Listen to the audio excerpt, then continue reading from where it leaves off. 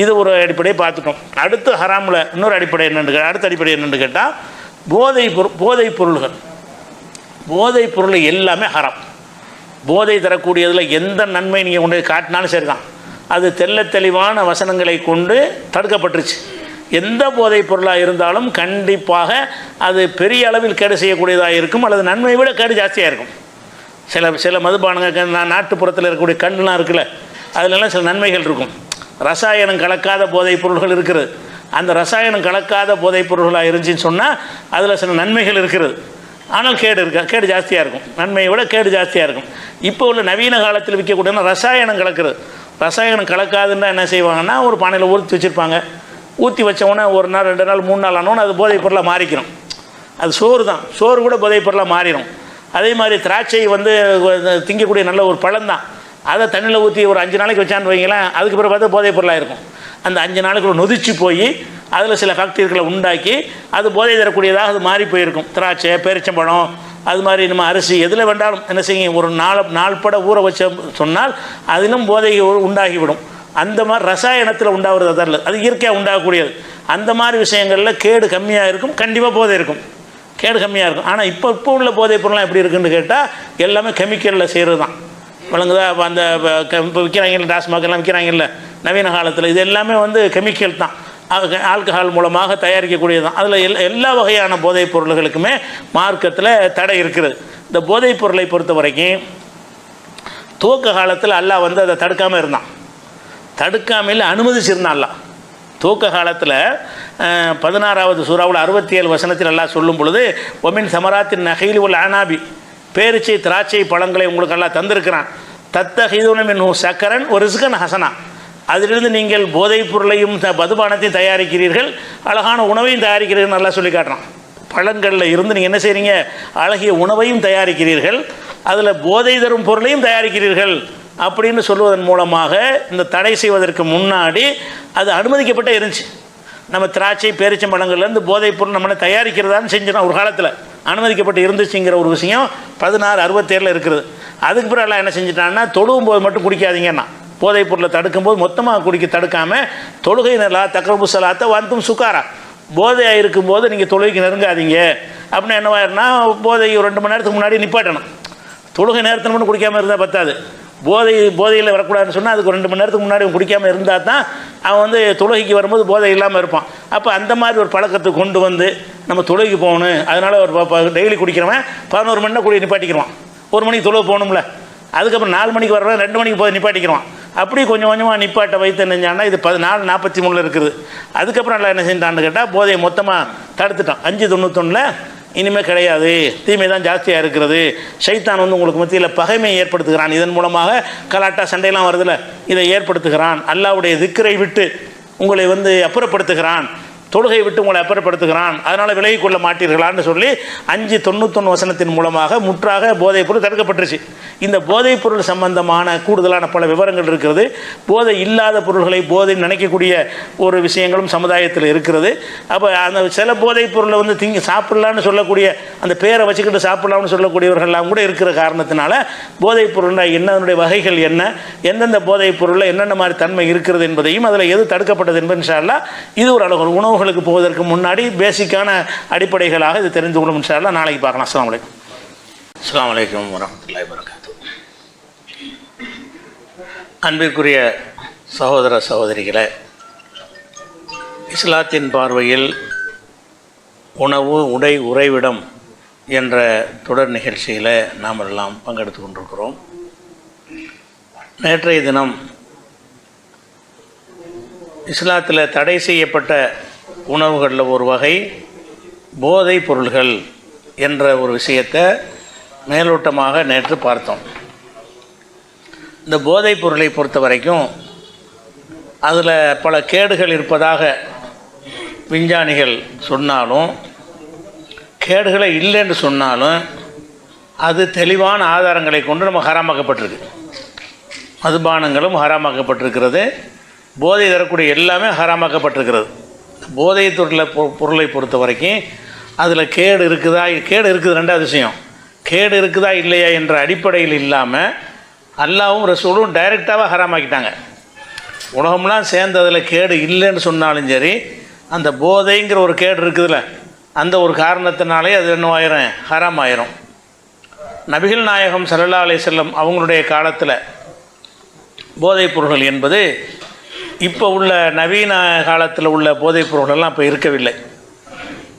உணவாக உட்கொள்ளக்கூடிய பொருள்களை ஊறல் போட்டு சில நாட்கள் தண்ணீரை ஊற்றி ஊற வைத்து அதுக்கு பிறகு அது நொதித்தல் மூலமாக அதில் போதை வரும். அதுதான் அன்றைக்கு இருந்த போதைப் பொருள். நபிகள் நாயகம் ஸல்லல்லாஹு அலைஹி வஸல்லம் காலத்தில் உள்ள போதைப் பொருள் என்னென்னு கேட்டால், திராட்சை பழம் இருக்குன்னு வைங்களேன், அதை தண்ணியில் போட்டு ஊற வச்சு பூமியில் புதைச்சி வச்சுருவாங்க. சில நாட்களுக்கு பிறகு எடுத்து பார்த்தோம்னு சொன்னால் அதில் சில மாற்றங்கள்லாம் ஃபேக்ட்ரிக்கெல்லாம் உருவாகி அதில் போதை தரக்கூடியதாக மாறி இருக்கும். அதே மாதிரி பேரிச்சம்பழங்கள் அதை தண்ணியில் போட்டு ஊற வச்சு என்ன செய்வாங்கன்னா 10 நாள் 15 நாள் 1 மாதம் எவ்வளோ நாள் ஆகுதோ அந்தளவுக்கு அது போதை அதிகமாகும். அந்த மாதிரியான முறையில் தான் அன்றைக்கு போதை இருந்தது. அதே மாதிரி தேன் இருக்குல்ல, தேன், இந்த 3 வகையான போதை தான் ரசூலுல்லாஹ் காலத்தில் இருந்தது. ரசூலுல்லாஹ் காலத்தில் போதைங்கிறது பேரிச்சம்பழத்தை ஊற வைத்து அதை சில நாட்கள் கழித்த பிறகு இந்த பழைய சோறு உண்டாகுதில்ல, சோத்தில் தண்ணி ஊற்றி வைக்கிறோம், ஒரு 2 நாள் ஆன பிறகு பார்த்திங்கன்னா அதில் லேசாக அதில் போதை இருக்கும். இன்னொரு 4 நாளைக்கு பிறகு குடித்தோம்னா உண்மையான போதைப் பொருளாகவே அது இருக்கும், பழைய சோறு. அது கூட மெரினாவில் அந்த பழைய சோறையெல்லாம் போதைப் பொருள்னு என்ன செய்கிறாங்க, விற்கிறாங்க. அதெல்லாம் நம்ம பார்க்குறோம். அதில் போதை வரும், கண்டு மாதிரி. அப்போ இந்த போதைப் பொருள்களில் தேன், 3வது தேனில் தண்ணி ஊற்றி என்ன செய்வாங்கன்னா ஒரு பானையில் போட்டு தோல் பையில் போட்டு மண்ணுக்குள்ளே புதைச்சி வச்சுருவாங்க. சில நாட்கள் பிறகு எடுத்து பார்த்தோம்னு சொன்னால் அதில் நிறைய ஃபேக்ட்ரிகள்லாம் உண்டாகி அதில் நொதித்தல் மூலமாக சில மாற்றங்கள் ஏற்பட்டு போதை தரக்கூடிய பொருளாக அது மாறி இருக்கும். இவற்றைத்தான் ஹம்ரு, அரபியில் ஹம்ருங்கிற வார்த்தையினால் குரானில் ஹம்ரு ஹராம்னு வருதில்ல, இதுதான் ஹராம் என்று குரானில் இருக்குது. இப்போ நவீன காலத்தில் உள்ள எந்த ஒரு பொருளும் அன்னைக்கு இருக்கவில்லை. உலகத்தில் இருந்திருக்கலாம். நபிகள் நாயகம் ஸல்லல்லாஹு அலைஹி வஸல்லமுடைய காலத்தில் அந்த பகுதியில் அவங்களுக்கு கிடைச்ச போதைப் பொருள் இவ்வளவு தான். இதைத்தான் அருந்தி கொண்டு சாப்பிட்டு கொண்டு இருந்தார்கள். இதை இஸ்லாம் நினைஞ்சிருச்சு, தடுத்துருச்சு. ஆனால் இந்த போதை இல்லாமல் இன்னும் பல வகையில் என்ன செய்யும்னு கேட்டால் போதைப் பொருள் உருவாகும். எந்த ஒரு கோதுமை எடுத்தாலும் சரி, சோறு எடுத்துக்கொண்டாலும் சரி, எந்த ஒரு பொருளாக இருந்தாலும் சரி, அது நாட்பட புதைத்து வைத்திருக்கீங்க என்று சொன்னால், தண்ணியில் ஊற வச்சு ஊறல் போட்டிங்க என்று சொன்னால் அதில் போதைப் பொருளாக மாறிடும். அப்போ எல்லா போதைப் பொருள்களுமே உண்பதற்கு ஹலாலானதாக இருந்து பிறகு ஹராம் ஆகுது. திராட்சை பழம் உண்பதற்கு ஹலாலானது தானே. அந்த போதைப் பொருள் கூட ரசூலுல்லாஹ் என்ன செய்வாங்கன்னு கேட்டால், இந்த தண்ணீர் சுவையாக இருப்பதற்காக வேண்டி, தண்ணீர் டேஸ்ட்டாக இருக்கணுங்கிறதுக்காக வேண்டி என்ன செய்வாங்கன்னு கேட்டால், பேரிச்சம்பழத்தை தண்ணியில் போட்டு வச்சுருவாங்க. போட்டு வச்சு ஒரு நாள் 2 நாளைக்கு வரைக்கும் அதை குடிப்பாங்க. அதில் லேசாக ஒரு இனிப்பு சுவை இருக்கும். 3 நாள் வரைக்கும் கூட குடிப்பாங்க. 3 நாள் கடந்துருச்சுன்னா ஊற்றிடுவாங்க. அதுக்கு மேலே போதை ஆரம்பிச்சிடும். அந்த 3 நாள் வரைக்கும் அதுலேருந்து அதனுடைய இனிப்பு சுவை மாத்திரம் கிடைக்கும். அந்த நம்ம பழைய சோறு சாப்பிட்றவங்கள போதை வராதுல்ல, 1 நாளுடைய பழைய சோத்தில் போதை வராது, 2 நாள் பழைய சோத்தில் போதை வராது. சில நல்ல சக்திகள் தான் உண்டாயிருக்கும். நல்ல ஃபேக்டரிகளை உண்டாக்கி நன்மை தரக்கூடியதாகத்தான் அதெல்லாம் இருக்கும். ஆனால் அதுவே ஒரு 4 நாள் ஆயிடுச்சின்னு சொன்னால் அப்போ போதை தரக்கூடிய லேசாக அந்த போதை தரக்கூடிய ஒரு தன்மை வரும். நாள் செல்ல செல்ல செல்ல செல்ல போதைப் பொருளாக மாறிக்கிட்டே வரும். இப்படியான ஒரு போதைப் பொருள்கள் எந்த உணவுப் பொருளையும் நீங்கள் ஆக்கலாம். அவங்கள்ட்ட இருந்தது அந்த 3 உணவுப் பொருள் செஞ்சாங்களே தவிர, எந்த உணவுப் பொருள்களை நீங்கள் இந்த மாதிரி செஞ்சாலும் நொதித்தல்னு சொல்லுவாங்க. இதுக்கு பேர் பால் எப்படி தயிராக மாறுதில்ல, பாலுன்னு வச்சுருக்குறோம், அதுக்கு உரம் ஊற்றி வச்ச உடனே என்ன செய்யும், அது ஒரு புளிப்பு சுவை உள்ளதாக வேறு ஒரு பொருளாக மாறிக்கிறதுல, அந்த மாதிரி தான் போதைப் பொருளாகவும் மாறுகிறது. இது ஒரு விஷயம். அப்போ ரசூலுல்லாஹ் காலத்தில் அதுதானே இருந்துச்சு, இதெல்லாம் ஹராம் ஆகுமா அப்படிங்கிற ஒரு குரானில் ஹம்ரு தான் வருது. இன்னமல் ஹம்ரு உங்களுக்கு தடை செய்யப்பட்டிருக்குன்றது தான் குரானில் வாசகம் வருது. ஹம்ரு என்பதில் இதெல்லாம் அடங்காது. அடுத்ததாக இது அல்லாமல் இன்னும் பல போதைப் பொருள்கள் இருக்குது. இந்த போதைப் பொருள்கள்ங்கிறது இந்த 2-3 வகை இல்லாமல் நம்ம நாடுகள்லாம் போதைப் பொருள்னு என்ன சொல்லுவாங்கன்னு கேட்டால் கல்லுமாங்க. கல் கடைங்கிறாங்கள்ல, அந்த காலத்தில் கல் இறக்குவாங்க. கல்லுலேயும் ரசாயனம் கிடையாது. கல்லுண்டா என்னன்னு கேட்டால் பனை மரம், தென்னை மரம், அதில் உள்ள இந்த பாலையில் என்ன செய்வாங்கன்னா லேசாக கீறி விட்டு அது சுட்டால் அதில் வடியும். ஒரு பானையை கொண்டு போய் கட்டி விட்ருவாங்க. ராத்திரி பூரா சுட்டாக வடிந்து அந்த பானை நிறைஞ்ச உடனே அதை வந்து என்ன செய்வாங்கன்னா, அதில் பானையை வைக்கும் பொழுது அதில் உள்ளுக்குள்ளே சுண்ணாம்பு தடை வச்சுருவாங்க.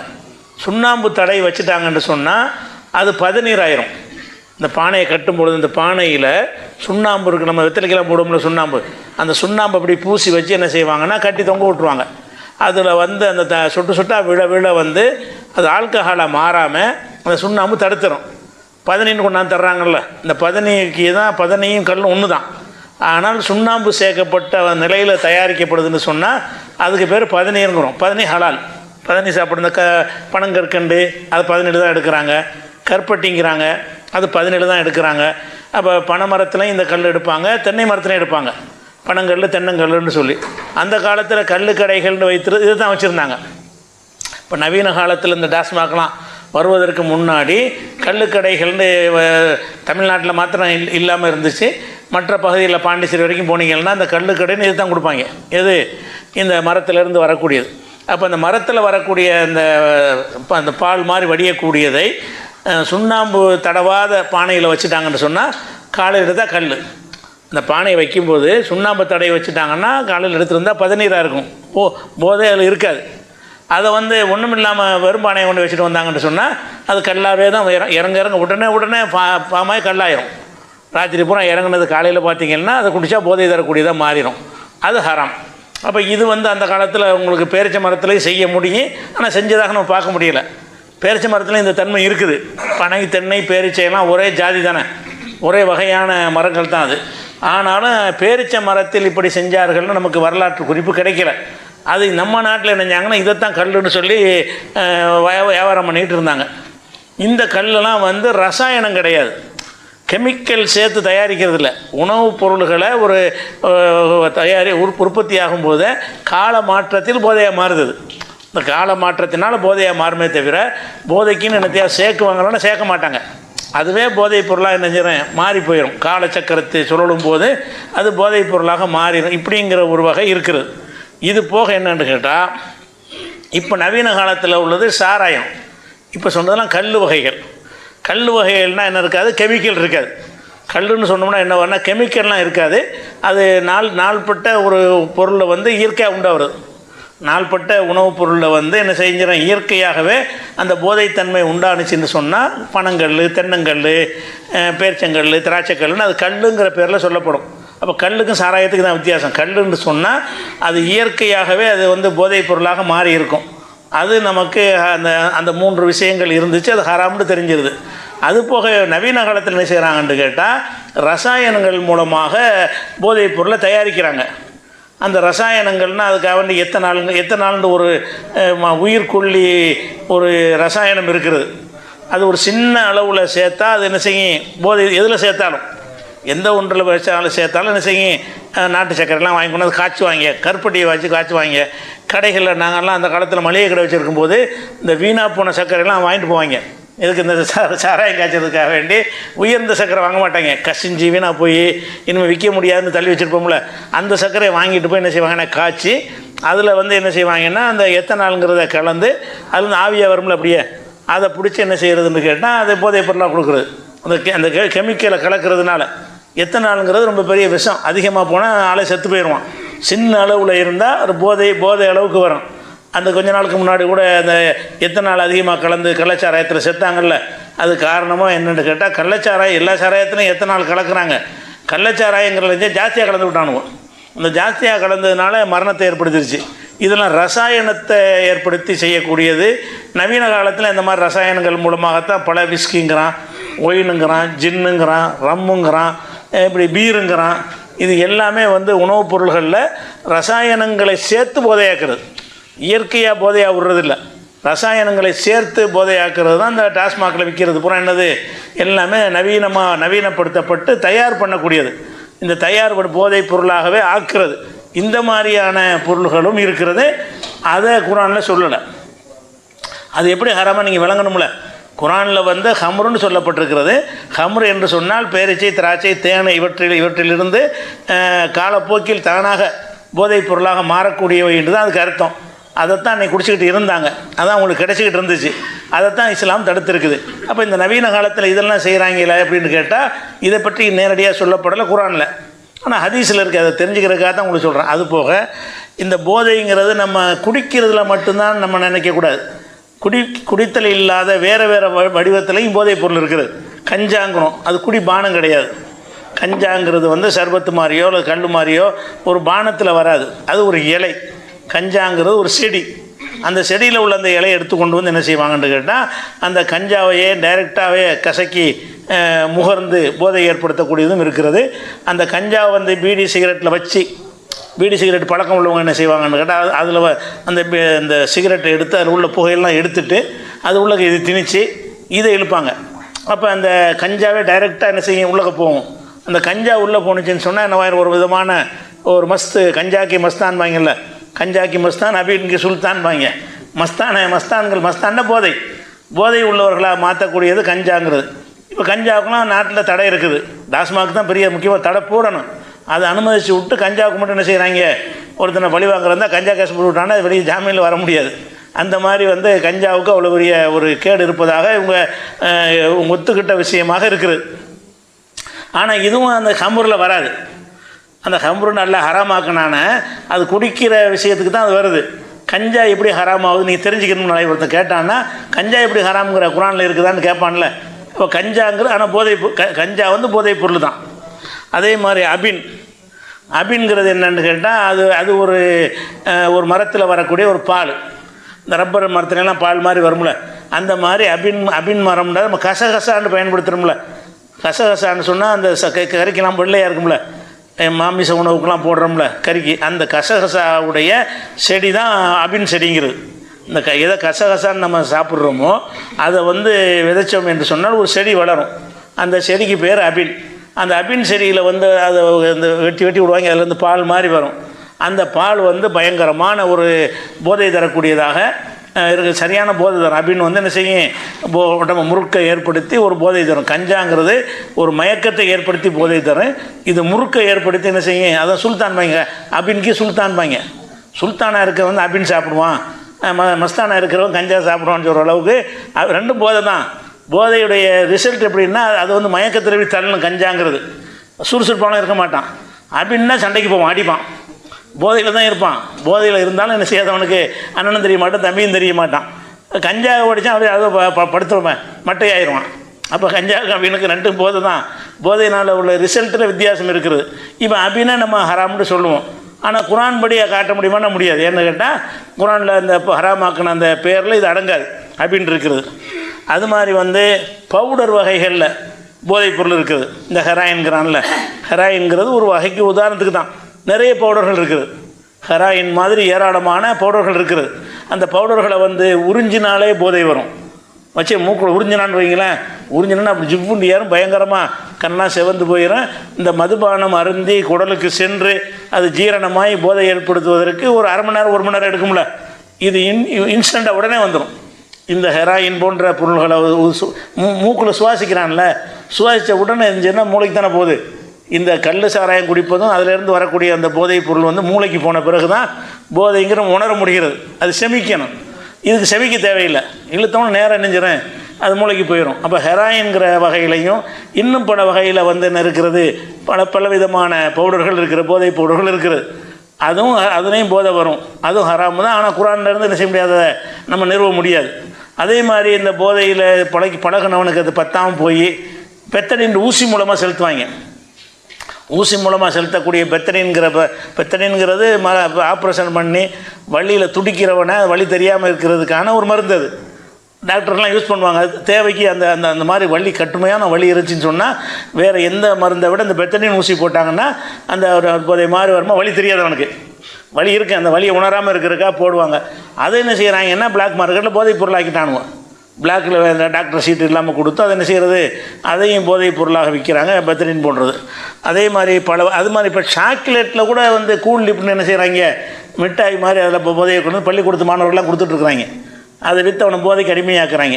அப்போ இந்த விஷயங்கள் எல்லாம் எப்படி மார்க்கத்தில் தடுக்கப்படும்? ஹம்ருங்கிறது அது நேரடியாக வரக்கூடிய கல் வகைக்கு சொல்கிற மாதிரி பவுடர் அது எடுத்துக்கிறோமா, பவுடரு அல்லது பவுடர் இல்லாமல் இலையாக இருக்குதா அதை எடுத்துக்கொள்ளுமான்னு கேட்டிங்கன்னா அது குர்ஆன்லேருந்து அப்படி இல்லாட்டா கூட ஹதீஸுகளில் அதை பற்றி என்ன செய்யணும்னா தெளிவாக தடுக்கப்படுது. ஹதீஸில் ரசூல் இணைஞ்சிட்டாங்கன்னு கேட்டால் அது பற்றி அதை ஹதீஸ்களை பார்த்துட்டு இதனால் வர்ற பாதிப்பை பார்ப்போம். ஹதீஸ் ரசூல் என்ன செய்கிறாங்கன்னா குல்லு ஷராபின் அஸ்கர, எந்த ஒரு பொருள் போதை ஏற்படுத்துகிறதோ போக ஹராமுன், போதை ஏற்படுத்தக்கூடிய எல்லா பானங்களுமே ஹராம் என்று ரசூல் நினைஞ்சிட்டாங்க, தெளிவாக சொல்லிட்டாங்க. போதை தந்துட்டாலே ஹராம். அப்போ நம்ம போதை தருதாங்கிற ஒரு அடிப்படையில் தான் நம்ம பார்க்கணுமே தவிர அது லிக்விடாக இருக்குதா பவுடராக இருக்குதா அல்லது வேறு மாதிரி இருக்குதான்னு பார்க்க முடியாது. நம்ம வேறு வழியில் வந்து தந்தால் கூட இப்படிலாம் உலகத்தில் இருக்கும்ல, அதுக்காக ரசூல் நினைஞ்சிட்டான்னு கேட்டால் குல்லு ஷராபின் அஸ்கர போ ஹராமுன், போதை தருகிற எல்லா பானங்கள் எல்லா பொருள்களுமே ஹராமுன்ட்டாங்க. இப்போ போதை தரக்கூடிய எல்லாம் ஹராம் என்பது ஹதீஸுகள் மூலமாக நம்ம விளங்குறோம். குர்ஆன் மூலமாக விளங்குறது வந்து இந்த சில பொருள்கள் மட்டும்தான். அனைத்துமே ஹராமாக எதனால் ஆகுதுன்னு கேட்டால் போதைன்னு வந்துருச்சுன்னா முடிஞ்சு வச்சுக்காது. அதில் வந்து நம்ம என்ன செய்ய முடியாது, அதை ஹலால்னு சொல்ல முடியாது. இது ஒரு வகையாச்சு. இந்த போதைப் பொருள்களை நம்ம வந்து உட்கொள்வதனால என்னென்ன விளைவு, இந்த விளைவுலாம் நம்ம சொல்ல தேவையில்லை. ஏன்னு கேட்டால் தெளிவான ஆதாரங்களை கொண்டு ஹராம்னு சொன்ன பிறகு இப்போ பன்றி ஹராம்னு இருக்குது, அதில் கேடே இல்லைன்னு ஒருத்தன் சொல்கிறான், அதனால் நம்ம ஹராம் இல்லைன்னு ஆயிருமா? கேடுக்காக ஹராமுன்னு நம்ம சொல்ல, பன்றி ஹராம்னு ஆக்கப்பட்டிருக்குது. அது பன்றியை பற்றி சொல்லும்போது சொல்லுவோம். பன்றி ஹராம்னு சொன்ன பிறகு பன்றியினால் என்ன கேடு ஏற்படும்னு ஒருத்தன் கேட்குறான். சோதனை பண்ணி ஒரு கேடுமே இல்லைன்னு சொல்கிறான்னு வச்சுக்கிடுவோம். இல்லாட்டாலும் ஹராம் தானே.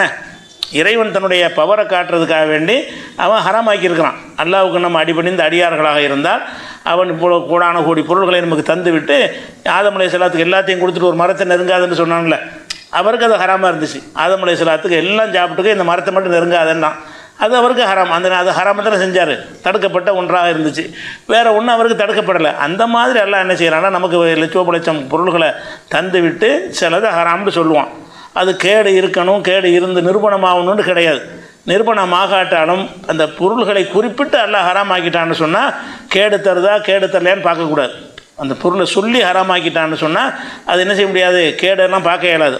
ஆனால் இந்த இந்த போதைப் பொருள்கள் அனைத்துலேயுமே ஒரு பொதுவான விளைவு என்னன்னு கேட்டால், எல்லா வகையான போதைப் பொருளும் மூளையுடைய செயல்பாட்டை மந்தமாக்கும். எல்லாருக்கும் தெரியும். சிந்திக்கிறான ஒரு போதையில் ஒன்று சிந்திக்க இயலுமா? போதையில் ஆகிட்டான்னு சொன்னால் என்ன பேசணும்னு அவனுக்கு தெரியாது, என்ன கிரகிக்கிறோன்னு நம்ம சொல்கிறது அவனுக்கு புரியாது. அவன் என்ன சொல்கிறான்னு அவனுக்கு ஒரு நாக்கெல்லாம் குளரும். நாக்கு குளறுவதற்கு காரணம் என்ன? மூளையில் ஏற்படுற மந்தம் தான். எல்லா வகையான போதையும் என்ன செய்யும்னு கேட்டால் மூளையில் வந்து மந்தத்தை ஏற்படுத்தும். ரெண்டாவது, அந்த கல்லீரலை வந்து பாதிக்கும். போதைப் பொருள் வந்து அந்த போதை தருவதற்குன்னு உள்ள அந்த ரசாயனங்கள் என்ன செய்யும் என்று கேட்டால் கல்லீரலை வந்து பாதிக்கக்கூடியதாக ஆக்கிறோம். அதே மாதிரி ப்ரெஷர், ரத்த அழுத்தம் வந்து ஜாஸ்தியாகும். எல்லா போதைப் பொருளும், எந்த நீங்கள் பவுடராக இருந்தாலும் சரி, அது வந்து இலையாக இருந்தாலும் சரி, பானமாக இருந்தாலும் சரி, எல்லாத்தினாலும் என்ன ஏற்படும்னு கேட்டால் ப்ரெஷர், ரத்த அழுத்தம் வந்து ஜாஸ்தியாக போயிடும். அதே மாதிரி வந்து அறிவாற்றல் குறைபாடு வரும்னு சொல்கிறாங்க. அது மாதிரி இறைப்பை இருக்குல்ல, இறைப்பை தான் அனைத்தையும் ஜீரணித்து அதை ஃபில்டர் பண்ணி தரக்கூடியதாக எல்லாம் நமக்கு வச்சுருக்கிறான் குடலுக்குள்ளே. அந்த இறைப்பைக்கு அலர்ச்சி ஏற்படும், அது வந்து ஒழுங்காக செயல்படாதுன்னு. அது ஒழுங்காக செயல்படாட்டி என்ன ஆகும்? நீங்கள் எதை சாப்பிட்டாலும் அதை கரெக்டாக பிரித்து அதை அந்தந்த வேலைக்கு அனுப்புனா தானே நமக்கு பயனுள்ளதாக இருக்கும். அந்த இறைப்பை என்ன வேலையை செய்யணும்னா தேவையான குளுக்கோஸ் எடுக்கணும், தேவையான பொருள்கள்லாம் பிரித்து எடுக்கணும், தேவையற்றதெல்லாம் கழிக்கணும். சும்மா அரைச்சி தள்ளுறது மட்டும் இல்லையே, அந்த மாதிரி அம்புட்டு வேலையும் செஞ்சால் தான் நமக்கு இந்த உணவுலேருந்து கிடைக்கக்கூடிய முழுமையான பலன் நமக்கு கிடைக்கும். இந்த போதை பழத்துக்கு அடிமையானவர்களுக்கு அது கிடைக்காது. அவங்களுடைய இறைப்பை வந்து ஒழுங்கான முறையில் வேலை செய்யாது. அது மாதிரி குடல் புண்ணு கண்டிப்பாக ஏற்படும். எந்த விதமான போதைப் பொருள் எடுத்தாலும் சரி அவர்களுக்கு குடல் புண்ணு ஏற்படும். அது மாதிரி வந்து நோய் எதிர்ப்பு மண்டலத்தை பாதிக்கும். நோய் எதிர்ப்பு கொண்டு ஒரு செக்ஷன் எல்லாம் வச்சுருக்கான்ல, எந்த நோய் வந்தாலும் நம்ம எதிர்த்து போராடி தான் அது நோய் வராமல் இறைவன் நம்மளை தடுத்துக்கிட்டு இருக்கான். அதை தாண்டி 1-2 பேருக்கு தான் வருதே தவிர, இல்லாட்டி உலகத்தில் பரவி இருக்கிற கிருமிகளுக்காக நோய் வர்றதா இருந்தால் தினசரி நமக்கு நோய் வந்துக்கிட்டே இருக்கணும். அவ்வளோ பரவி இருக்குது. காற்றுலையும் தண்ணீர்லையும் மனிதனுக்கு நோய் தரக்கூடிய பொருள்கள் வந்து எதுலேயும் பாக்டீரியா இல்லை. கையில் இப்போ தொட்டால் இதில் இருக்கும் நோய் கிருமிகள் இருக்கும். ஆனால் என்னை ஒன்றும் செய்ய மாட்டேங்கிற காரணம் என்னென்னு கேட்டால் அதை எதிர்க்கக்கூடிய ஒரு ஆற்றலை எனக்குள்ளே எல்லாம் தந்திருக்கிறான், உங்களுக்குள்ளே தந்திருக்கிறான். யாருக்கு அந்த எதிர்க்கிற ஆற்றல் பலவீனமாக இருக்குது அவங்கள பாதிக்குது. எல்லாத்துலேயும் எனக்கு நீ உட்காந்துற அந்த விரிப்புலையும் என்ன இருக்குது, நோய் கிருமி இருக்குது. இதில் படைச்சிங்கன்னா இதில் நோய் கிருமி வருது. ஆனால் உங்களை ஒன்றும் செய்ய மாட்டேங்குது. 1000 பேரில் 2 பேர் தான் செய்யுது. என்ன காரணம் என்று கேட்டால் நம்ம உடம்பு வந்து அதையெல்லாம் எதிர்த்து போராடி என்ன செய்கிறது, ஜெயிச்சிருது.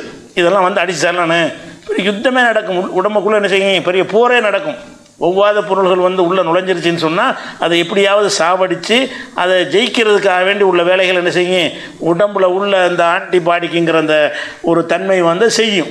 அப்படிலாம் இருக்கிறதுனால வரலையே தவிர இந்த போதைப் பொருள் உள்ள ஆளுக்களுக்கு அது ரொம்ப கம்மியாக போயிடும், நோய் எதிர்ப்பு சக்தி போயிடும். அதை விட முக்கியமான விஷயம் என்னென்னு கேட்டால் ஹார்மோனில் பாதிப்பு வரும்.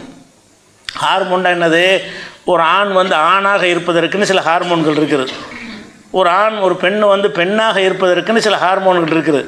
அந்த ஹார்மோன்கள் அந்த விகிதாச்சார அளவில் இருந்தால் தான் ஒரு ஆம்பளை வந்து ஆம்பளையாக இருப்பான். ஆண் தன்மையை காட்டுவது, தாடி மீசை வர்றது, அந்த குரலில் வந்து ஆண் குரலுக்கு தனியான ஒரு தன்மை இருக்குல்ல, இதுகளையெல்லாம் எது தீர்மானிக்கும் என்றால் அந்த ஹார்மோன்கள் தீர்மானிக்கும். அதில் வந்து பாதிப்பு ஏற்படும். அதில் பாதிப்பு ஏற்பட்டுச்சின்னு சொன்னால் ஒரு ஆம்பளையாக செயல்பட முடியாது. முழு ஆண் வந்து எப்படி செயல்படுவானோ அந்த மாதிரி செயல்பட முடியாமல் தாம்பத்திய வாழ்க்கையெல்லாம் பாதிப்பு ஏற்படும். எதனால், இந்த போதை பழக்கத்துக்கு உள்ளானவர்களுக்கு ஏற்படும். அது மாதிரி பெண்களும் இந்த பழக்கத்துக்கு ஆளாங்கன்னு சொன்னால் அவங்களுக்கு அந்த பெண்களுக்குரிய அந்த ஹார்மோன்கள் இணைஞ்சிடும், அழிஞ்சிடும், உற்பத்தி ஆகாது, போதுமான உற்பத்தி ஆகாது என்று அதை சொல்கிறாங்க. அதே மாதிரி வந்து மூச்சு முட்டல் ஏற்படும், குமட்டல், வாந்தி, நிறைய பேர் குடிச்சிட்டு வாந்தி எடுத்து கிடக்கிறாங்கல்ல, இதெல்லாம் ஏற்படும். மனத்தளர்ச்சி ஏற்படும், அதெல்லாம் சொல்கிறாங்க. அதோட முக்கியமானது, எல்லா போதைப் பொருளுக்கும் ஒரு பொதுவான தன்மை என்னென்னு கேட்டால் அது வந்து அதுக்கு பழகிட்டோம்னு சொன்னால் மேலும் மேலும் அதிகரித்து கேட்டுக்கிட்டே இருக்கும். அது இல்லாட்டி உங்களுக்கு அந்த ஒரு பழகிட்டீங்கன்னு வைங்களேன், அதனுடைய தாக்கம் குறைஞ்சவுடனே அடுத்து எப்போ எனக்கு தருவே அப்படின்னு உடம்பு கேட்கும். இப்போ சாப்பாடெலாம் இருக்குன்னு வைங்களேன், சாப்பாடும் உடம்பு கேட்கத்தான் செய்யும். எப்போ கேட்கும்னு கேட்டால் நம்ம பசிக்கும் போது சாப்பிட்றோம். இப்போ சாப்பிட்றோம், அது ஜீரணமான பிறகு அந்த சாப்பாடு என்ன செய்யணும், கேட்கும். அது இன்ன சாப்பாடு கேட்காது, பசிக்கு என்னத்தையாவது போடுன்னு கேட்கும். நீங்கள் சோத்தையும் இருந்தீங்கன்னா புரோட்டாவே இருந்தீங்கன்னா அது ஒரு பொருளுக்கு அடிமையாகாது. சாப்பாடு அப்படிப்பட்டது தான். நமக்கு தேவையாகும் போது ஏதாவது எனர்ஜி என்னத்தையாவது போடுறான்னு கேட்காது, என்னத்தையாவது உள்ளக போடுன்னு சொல்லுமே தவிர இதை கொண்டாந்து போடுன்னு சொல்லாது. ஆனால் போதைப் பொருள் என்ன செய்யும்னு கேட்டால் அதனுடைய அதனால் ஏற்பட்ட பாதிப்பு மூளையெல்லாம் தெளிஞ்சவுன்னு என்ன செய்யும்னு கேட்டால் மறுபடியும் அதை கொண்டாந்து கொடு, கஞ்சா மறுபடி குடி, நேற்று வந்து 1/2 கிராம் குடித்தா இன்றைக்கி வந்து என்ன செய்யும் 3/4 கிராம கொடு, 1 கிராம் ஆக்கு, 2 கிராம் ஆக்கு அப்படின்னு சொல்லி என்ன செய்யும்னா டோஸ் அதிகமாகிக்கிட்டே இப்போ பத்தாது. அதுக்கு ஒருத்தன் பழகிட்டான்னு சொன்னால் இதே இதில் மெயின்டைன் பண்ணான்னு சொன்னால் மெயின்டைன் பண்ண முடியாது. எந்த ஒரு போதைப் பொருளாக இருந்தாலும் சரி அவன் வந்து 1/4வாசி 1/2வாசி 3/4வாசின்னு போய்கிட்டு டபுள் ட்ரிபிள்னு என்ன செய்யும் போய்கிட்டே இருக்கும். அப்போ அந்த குறிப்பிட்ட அளவில் இருக்கிறதே கேடு செய்யும் என்று சொன்னால் அது வந்து தாறுமாற அதிகரித்தா, நல்ல பொருள்களை தாறுமாறாக போட்டால் கெடிதானே. ஒரு வாழைப்பழமே இருக்குது, 2 வாழைப்பழம் திண்டா திருப்தி அடைஞ்சிருவீங்க. வாழைப்பழத்தை ஒரு 2, நாளைக்கு 5, நாளைக்கு 10, நாளைக்கு 100 கேட்டுச்சுன்னா அது நல்லதா உங்களுக்கு? நல்ல பொருள்களை அப்படி வரக்கூடாது. நல்ல பொருள்களை என்ன செய்யக்கூடாது, லிமிட்டை தாண்டி நம்ம உடம்பு கேட்கக்கூடாது. என்னத்தையாவது கொடுன்னு கேட்குற மாதிரி தான் எல்லாம் படைச்சிருக்கிறான். உணவுப் பொருள்களில் இதைத்தான் கொடுன்னு உணவு கேட்காது. எதை போட்டாலும் பசி அடங்குதா இல்லையா? பசி அடங்குறதுக்கு நீ இதை போட்டால் தான் பசி அடங்கும் நல்ல ஆக்கலை, என்னத்தை போட்டாலும் பசி அடங்கிடும். அப்போ அந்த மாதிரி படைக்கப்பட்ட நிலையில் இருந்தோம்னா நமக்கு எந்த பாதிப்பும் வராது. இது என்ன செய்யுதுன்னா அந்த குறிப்பிட்ட எதுக்கு பழகிட்டீங்களோ, ஹெராயினுக்கு பழகிட்டீங்கன்னு சொன்னால் அந்த ஹெராயினை வந்து என்ன செய்யும், அதை வந்து அது முடிஞ்சோன்னா உடனே கேட்க ஆரம்பிக்கும்.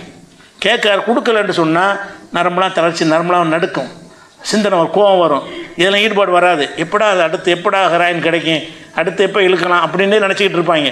அப்புறம் கொடுக்கும்போது என்ன செய்யணும்னு கேட்டால் 1/2 கிராமுக்கு 3/4 கிராம கொடு, 1 கிராம கொடு, இப்படியே போய்கிட்டு இருந்தால் கடைசியில் என்னவாயிரும்னு கேட்டால் மனிதத்தன்மைக்கு அப்பாற்பட்டவனாக போய் அதுக்காக என்ன வேணாலும் செய்வாங்க. இந்த போதைக்கு பழக்கமுக்கு அடிமையாயிட்டார்கள்னு சொன்னால் இப்படி நான் ஒரு மிகையா சொல்கிறேன்னு கிடையாது. போதை மறுவாழ்வு இல்லங்கள்லாம் இருக்குது, நீங்கள் போய் பார்த்தா தெரியும். போதைப் பொருள் கிடைக்கலன்னா என்ன செய்ய வேண்டாம், தன்னுடைய மனைவியை நீங்கள் எவன்ட்டையாவது போயிட்டு எனக்கு காசு கொண்டாந்து குடிக்கிறதுன்னு கேட்பான். அதாவது மனைவியை வந்து ஒரு கூட்டி கொடுக்கறது கூட அவனுக்கு ஒரு பெரிய எத்திரிக்கை. எனக்கு போதைக்கு உள்ள விஷயம் வேணும், எனக்கு கல் வேணும், எனக்கு சாராயம் வேணும், எனக்கு ஹெராயின் வேணும், எனக்கு கஞ்சா வேணும் அப்படின்னு ஆகிட்டான்னு சொன்னால் அது கிடைப்பதற்காக இன்னமும் செய்வான். எந்த மானங்கெட்ட அனைத்து செயலையும் செய்வான். அப்போ மான ஈன ரோசம் எதுவும் மற்றவனாக மாறிடுவான். அது ஒன்று கிடைக்கும் என்று சொன்னால் அன்னு சொல்ல போனால் ஒரு கொலை செய்யணும்னு செஞ்சுருவான். போதைக்கு அடிமையாகிட்ட அது கிடைக்கல, உனக்கு இப்போ உனக்கு போதை இப்போ தர்றேன், உனக்கு ஹெராயின் வாங்கி தர்றேன், அவனுக்கு போய் கொலை செஞ்சுட்டு வா, கொலை செஞ்சுருவான். ஏன் இது வேணும் அவனுக்கு. இதுக்கு அடிமையாயிட்டான் என்று சொன்னால் அது கிடைக்கும் என்று சொன்னால் எதுவும் செய்வான், அது கிடைக்கவில்லை என்றாலும் எதுவும் செய்வான். அப்போ இந்த போதைக்கு அப்படி அடிமையான உடனே அது இல்லைன்னு சொன்னால் அது என்ன வேண்டாலும் செய்கிற அளவுக்கு என்ன செய்வாங்க, கொலை செய்வாங்க, பஞ்சமாக பாதகங்கள் செய்வாங்க. அதாவது மனைவியை இன்னொருத்தனோட சேர்ந்து இருக்குன்னா அவனுக்கு இந்த உறுத்தலுமே ஏற்படாது. அவன் மனைவியோட இன்னொருத்தர் சேர்வதற்கு இவனுக்கு கொடுத்த 2 பாட்டில் வாங்கி கொடுத்துட்டோம்னா அவன் வறுமைப்படுத்திக்கிறான். அவனுக்கு அது ஒன்று தான் வாழ்க்கையில் உள்ள ஒரு முக்கியமான பிரச்சனையாயிரும்.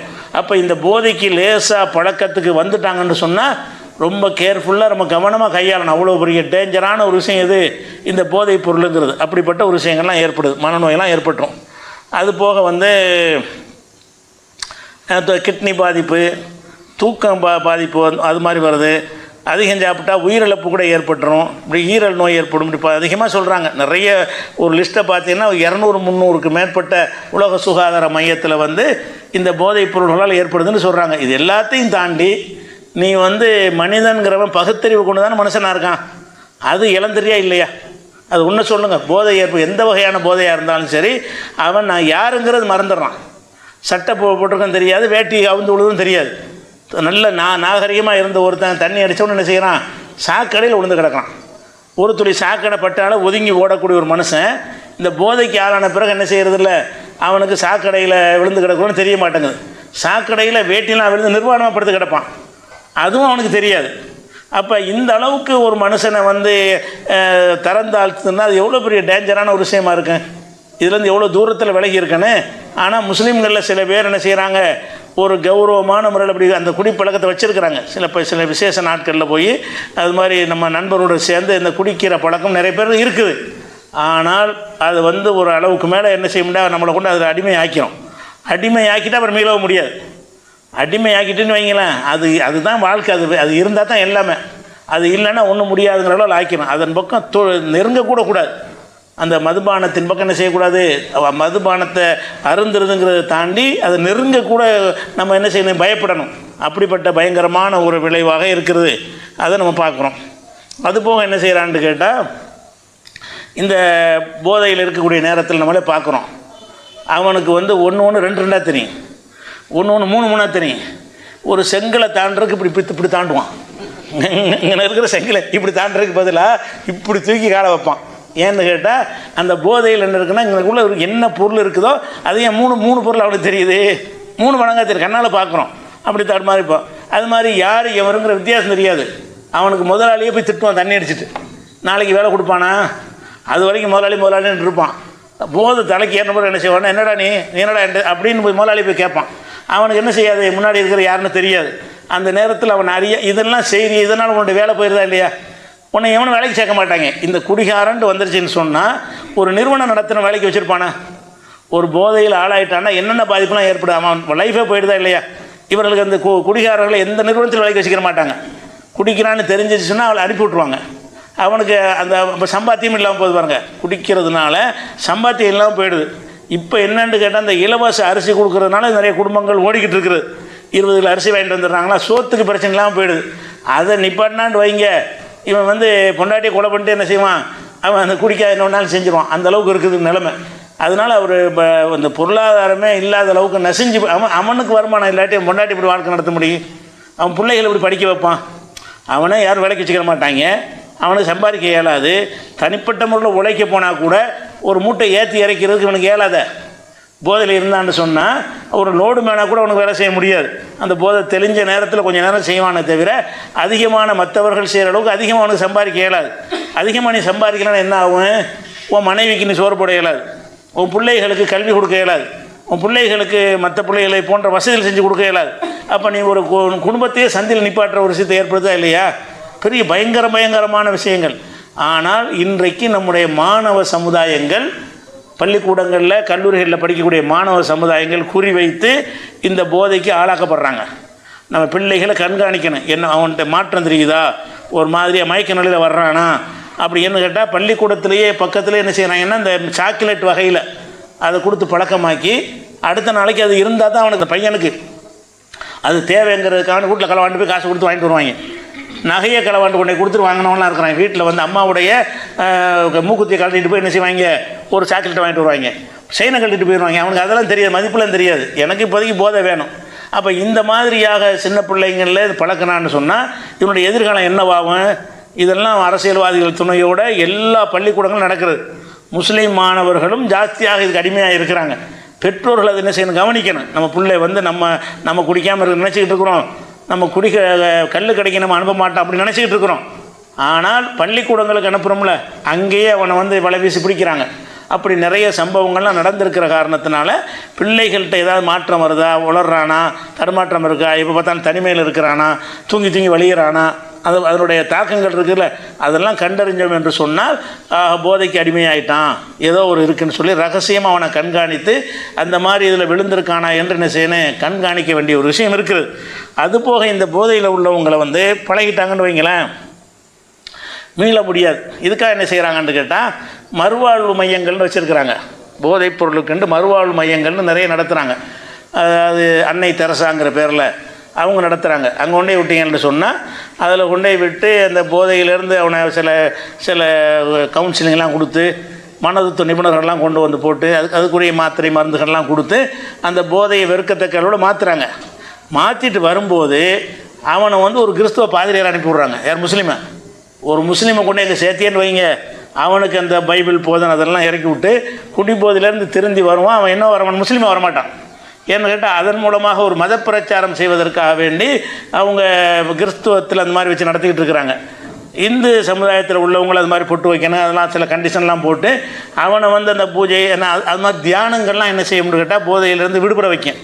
மருந்து மாத்திரையோட ஜெபம் பண்ணுங்க, தியானம் பண்ணுங்க, கண்ணை மூடிட்டு இப்படி இப்படிலாம் சொல்லும் பொழுது அதெல்லாம் வந்து என்ன செய்யணும்னா அந்த போதையிலேருந்து கொஞ்சம் விடுவிக்கும். மருந்து மாத்திரைகளோடு சேர்த்து இதுவும் சேரணும். அது என்ன செய்கிறாங்கன்னா நம்ம இஸ்லாத்தில் இல்லாத ஒரு அந்த பயிற்சியை கொண்டே கொடுக்குறாங்க. இப்படியாக போய் இப்படிலாம் இருக்கிறது. அப்போ இதில் மீட்பதற்காக என்ன செய்யறாங்க, ஆனால் முஸ்லீம்களில் கூட ஒரு ஆம்பூரில் இந்த மாதிரி யாரும் அப்படி இருந்தாங்கன்னா, யாராவது இந்த மாதிரி போதைக்கு அடிமையாக இருந்தாங்கன்னு சொன்னால் ஆம்பூருங்கிற ஊரில் வந்து, ஆம்பூர்னா வேலூர் மாவட்டம், அது அந்த வேலூர் மாவட்டம் ஆம்பூரில் வந்து இந்த போதை மறுவாழ்வு மையம்னு ஒன்று வச்சுருக்கிறாங்க. அந்த மறுவாழ்வு மையத்தில் வந்து இந்த கவனத்தில் கொண்டு தான் முஸ்லீம்கள்லாம் என்ன செய்கிறாங்க, இந்த போதைக்கு அடிமையாயிட்டான்னு சொல்லி கொண்டு சேர்த்துடுறாங்க. சேர்த்தோடு அவனை இஸ்லாத்தோடு போயிடறான். அதோட போதையிலேருந்து விடுதலை பெறுவதோடு அவன்கிட்ட இஸ்லாமிய பண்பாடு எல்லாமே தவறுன்னு சொல்லிட்டு போய் வேறு மாதிரி போகக்கூடிய காட்சியை பார்க்குறோம். அதன் பிறகு குடும்பம் எல்லாம் பிரிஞ்சு போயிடுது. மதம் மாறிட்டாண்டா குடும்பத்தில் வாழ முடியாதுல்ல. அதை கருத்தில் ஒன்று என்ன செய்கிறாங்கன்னு கேட்டால் முஸ்லீம்களுக்கு இலவசமாக ஒரு 6 மாதத்துக்கு என்ன செய்கிறாங்கன்னா அவங்க ட்ரைனிங் கொடுக்குறாங்க. அவ்வளோ டைம் எடுக்கும். இந்த பீடி சிகரெட் மாதிரி 10 நாளையெல்லாம் விடுபட முடியாது. அதில் நல்லா ஊறி போனார்கள்னு சொன்னால் ஒரு 6 மாதம் ட்ரைனிங் கொடுப்பாங்க. அந்த ட்ரைனிங் கொடுக்கக்கூடிய ஒரு சென்டர் ஒன்று நடத்திக்கிட்டு இருக்கிறாங்கன்னு சொல்லி ஒரு பேட்டை டிவிங்கிற டிவியில் முந்தின நாள் தான் போட்டிருந்தார். அதில் தான் அந்த அந்த அந்த இடத்தை பார்த்து அதில் உள்ள விஷயங்கள்லாம் சொல்லியிருந்தார். அப்படி முஸ்லீம்களுக்கு ஒன்று இருக்குங்கிறப்ப தான் நமக்கு தெரியுது. அப்போ அதில் உள்ள என்னென்னு கேட்டால் ஒரே ஒரு மைனஸ் என்னென்னு கேட்டால் அவங்க அந்த தப்லீக் முறையில் அந்த மாதிரி தஹஜ்ஜத் தொழுகிறது அதெல்லாம் கரெக்டு தான். சில திக்ரு தஸ்பீஹ்லாம் சொல்லிக் கொடுக்குறாங்க, அதெல்லாம் சொல்லி கொடுத்து வர்றாங்க. அந்த ஒரு மைனஸ் அதில் இருக்குது. ஆனாலும் அந்த முர்த்ததா போகிறத விட, ஒன்றும் இல்லாமல் போகிறத விட இருக்கிறது பரவாயில்லை, நம்ம போதையிலேருந்து விடுபட்டால் பரவாயில்லைன்னு நினச்சோம்னு சொன்னால் அதுக்கு நம்ம அனுப்பிக்கிடலாம். அந்த மாதிரியான ஒன்று இருக்கிறது. ஆம்பூரில் விசாரித்து என்ன செய்யுங்க, போதைக்கு ஆட்பட்டவர்கள் இருந்தார்கள்னு சொன்னால் அது திருத்த முடியாதது கிடையாது.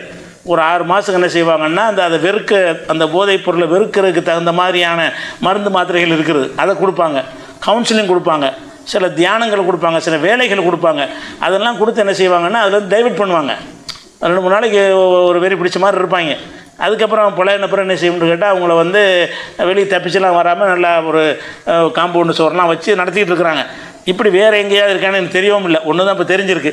இப்படிப்பட்ட நிறுவனங்களில் சேர்த்தாவது நம்ம என்ன செய்யணும், அதை போதைக்கு அடிமையானவர்களாக இருந்தால் அதை வந்து தாட்சணியம் இல்லாமல் கொண்டு சேர்த்து அதுலேருந்து விடுபட வச்சிடணும். ஆனால் விடுபட்டால் மறப்போக மாட்டான். அதுலேருந்து விடுபட்டு வந்துட்டான்னு சொன்னால் மறுபடியும் என்ன செய்ய மாட்டான், அதை நாடவே மாட்டான். அது ஒரு விஷயம் இருக்குது. இப்போ வந்து அது சம்பந்தமான அந்த ஹதீஸுகளை மட்டும் பார்ப்போம். ஹதீஸ் நம்பர் சொல்லணும்ல. ஆயிஷா நான் அறிவிக்கிறாங்க, ரசூல் ஸல்லல்லாஹு அலைஹி வஸல்லம் சொல்லுகிறார்கள், குல்லு ஷராபின் அஸ்கர ஃபஹு ஹராமுன், போதை தருகிற எல்லா பானங்களுமே ஹராம் என்று குல்லுண்டா எல்லாம்.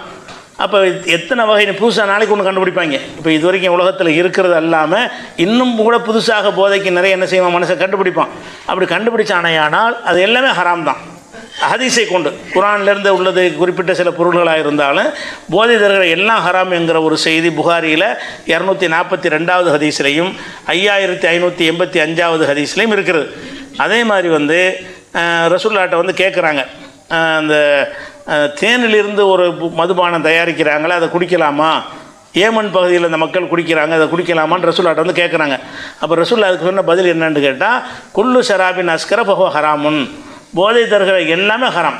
போதைன்னு வந்துட்டாலும் போதை தான் அளவு கூட தவிர மற்ற கேடு அந்த இதெல்லாம் அது ரெண்டாவது விஷயம்.